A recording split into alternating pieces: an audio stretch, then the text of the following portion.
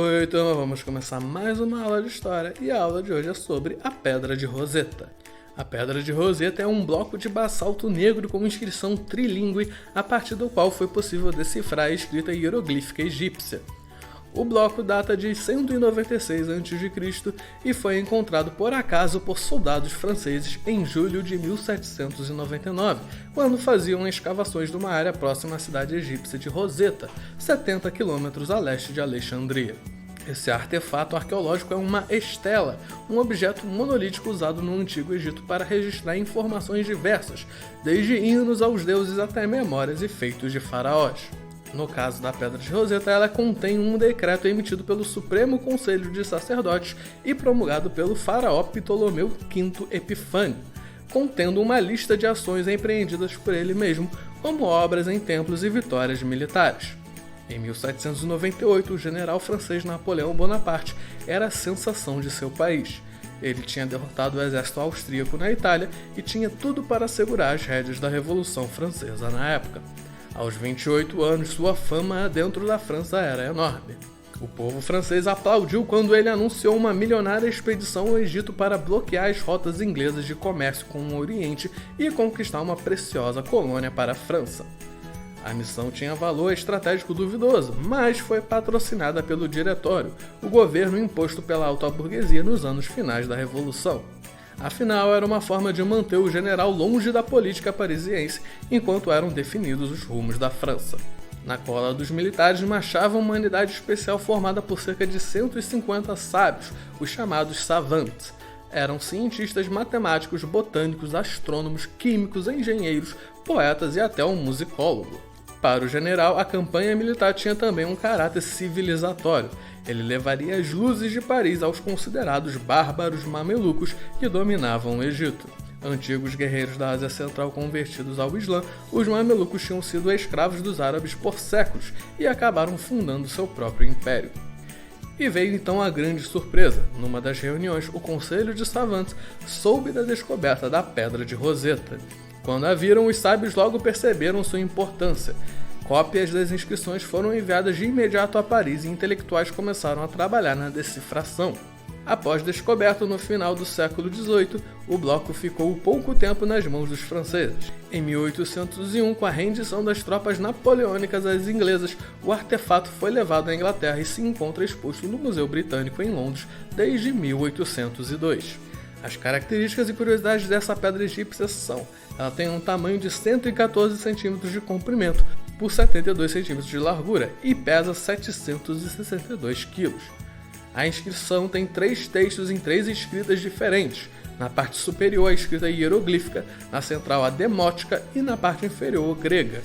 O demótico, nascido no Baixo Egito do século 7 a.C., foi escrita em a língua falada no Egito por mais de 1000 anos. A pedra tem 100 linhas, 14 linhas em escrita hieroglífica, 32 em escrita demótica e 54 em grafia grega. A pedra não foi encontrada inteira pelos soldados franceses, ela está parcialmente partida na parte superior e nas laterais.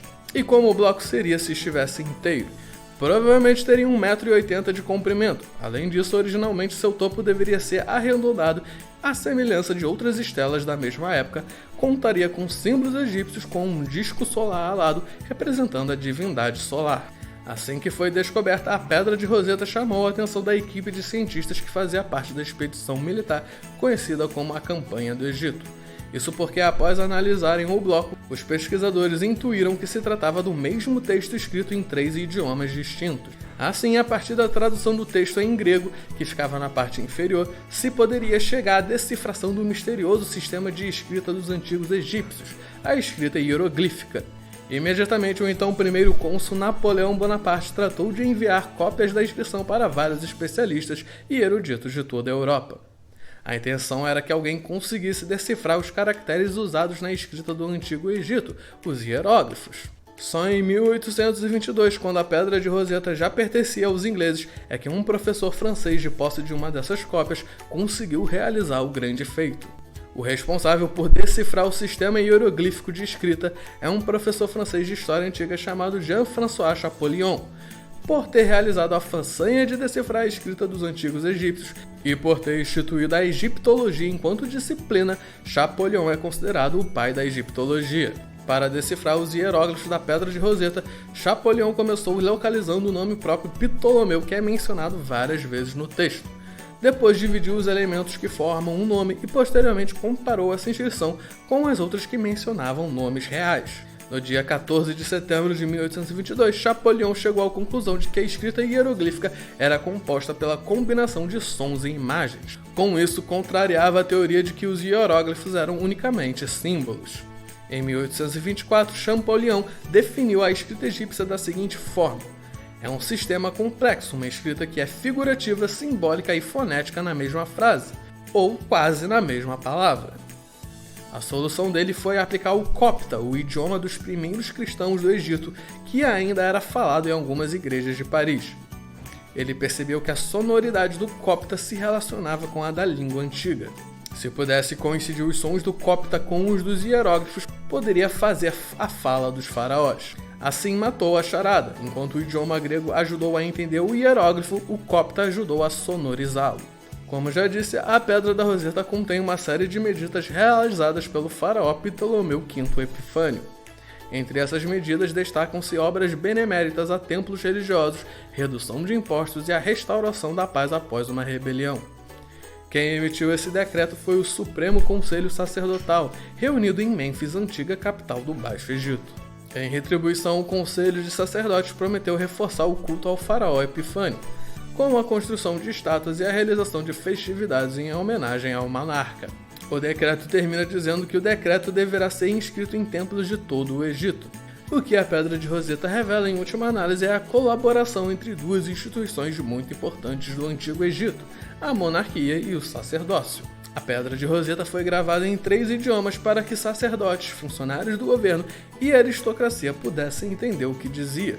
O hieróglifo era a língua religiosa, o demótico reproduzia a linguagem popular e o grego era o idioma dos Ptolomeus. Mas o artefato não foi o único do gênero. Pesquisadores acreditam que outras pedras idênticas foram espalhadas pelo Egito, como uma campanha de marketing. Uma delas foi achada no final do século XIX. Hoje, a Pedra de Roseta é uma das atrações mais visitadas do Museu Britânico. Está lá desde 1802 e só saiu de Londres por algumas semanas para ser exposta no Museu do Louvre em 1972, no aniversário de 150 anos da decifração dos hieróglifos.